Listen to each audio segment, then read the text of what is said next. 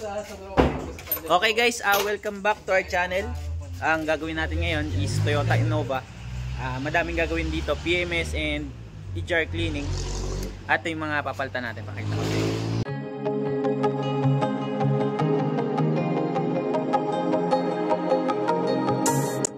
Okay mga katrame, nandito ngayon tayo sa Pampanga.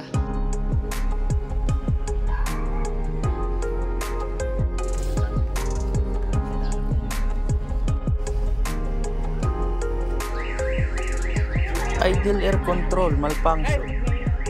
Test natin na may kuryente naman sa lahat ng ignition coil pati si spark plug. Okay guys, ayan, okay na. Matining na yung takbo.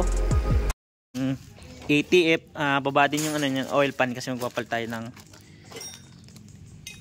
transmission filter. Then coolant flashing, change oil, palit ng fuel filter, palit ng valve cover gasket, palit ng drive belt, timing belt. Yun yung mga gagawin natin.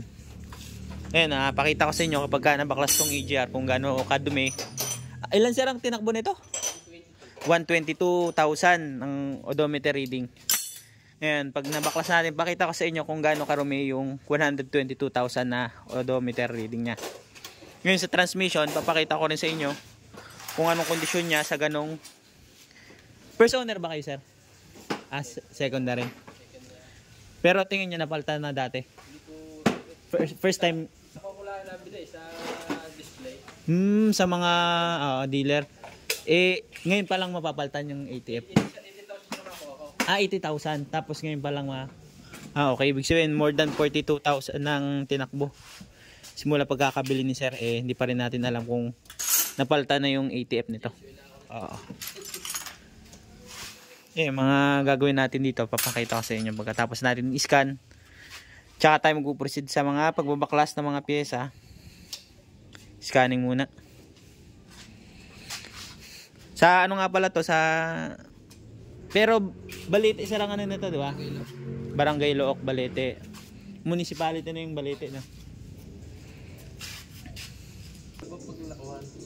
Kapag napalitan at siyempre nakakarinig din ng mga rema frame. Sabi mo, ayos kaya sa mag-rema frame. Ayos din naman sir. Pagka hindi mo wala yung ganoon. Pa-remap nyo? Oo, kaya pa ng budget. Mahal din yata yun Sa ganito ata, 15. Meron kayang ganyan, nagaganyan. Sa Cavite pa sir? Bacoor? Wala yun. Pag mula sa amin, mga 30 to 40 minutes.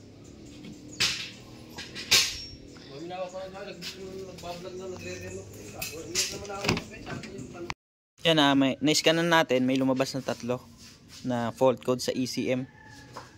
Brake light switch lang. Ibig sabihin sir, baka may pundik yung bumbilya sa likuran. Try mo nga. Preno ka doon sa likod. Diyan sa pedal. Tignan ko dito sa likod. Hindi sir, kahit preno lang. Okay. Okay naman sir, baka history lang.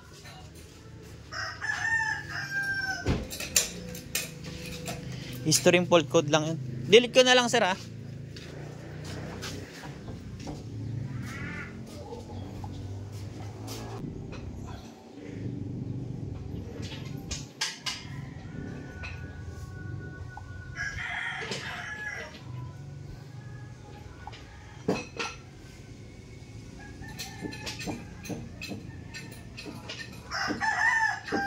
Nabaklas natin yung tubo papunta dun sa intake at EGR. Yan, kapal ng carbon. Parado na nga. Bit natin yan dyan. Ito yung timing belt. Binaklas natin yung cover. Papaltan din yan, pati itong drive belt. Ito yung drive belt. Crack na.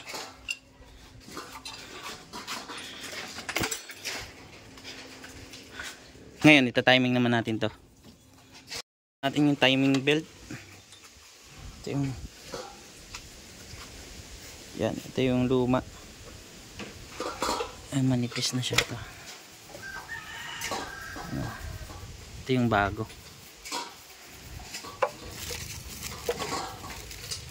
papalitan na natin ng tensioner, hydraulic tensioner. Luma to.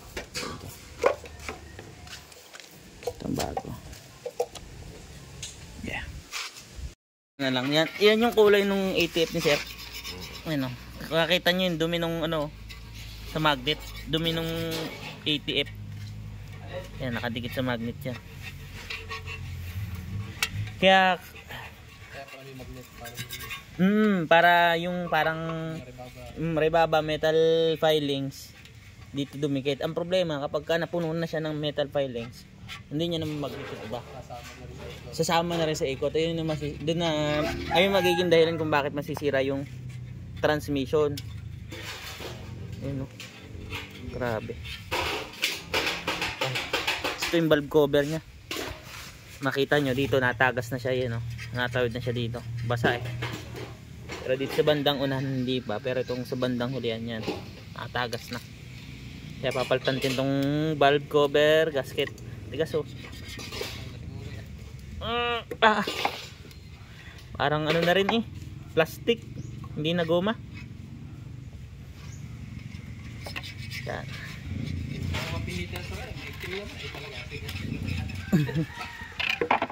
Yan.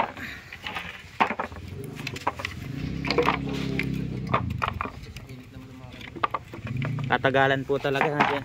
Kailangan palitan din talaga to.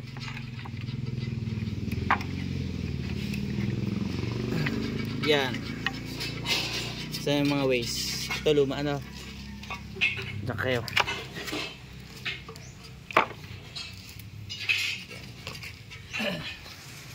Yan, ito na yung ating oil pan niya. Kung makikita nyo, silver ang kulay niya. Hindi katulad kanina may itim-itim. Nilalagyan na lang ng pandikit silicone para walang leak and maganda ang lapat. Yan.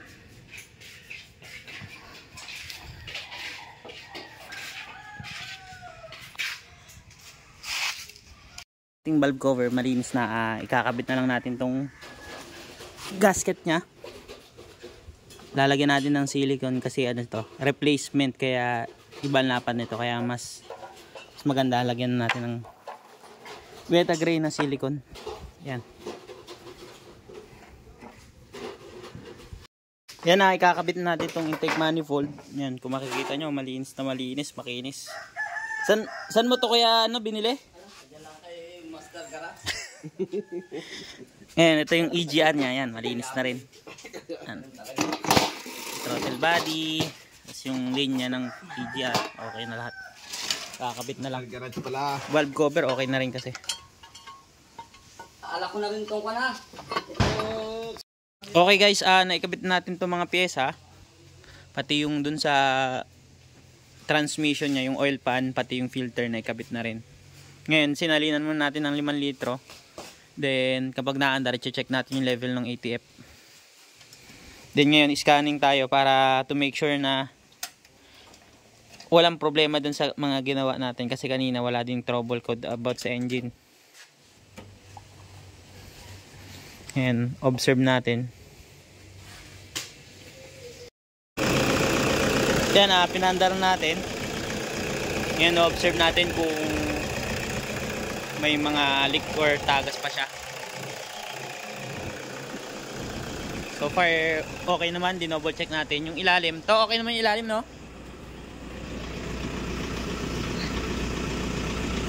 Okay naman.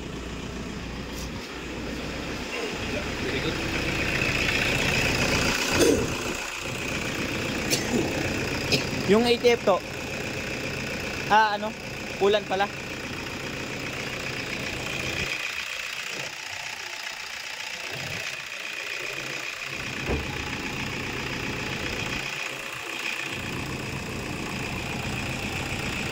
Na susukatin na yung ATF kung gaano kataas na yung level nya.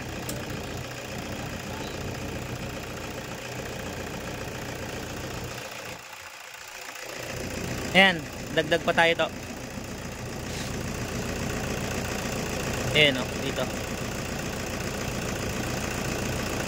Okay. Dagdag pa. Ito lang, gawa ka na eh. Oo. Ito. Ah, sige, sige. Wala ako siya eh. Wala ako isa pa kuya.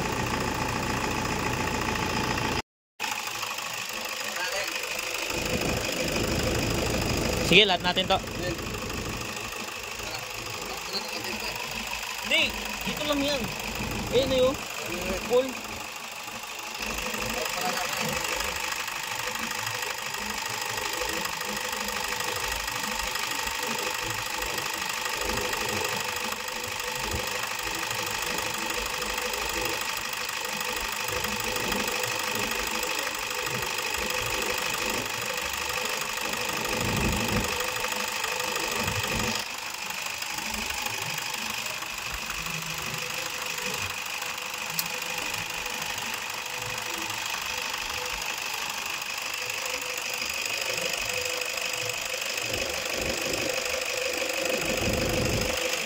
Okay na.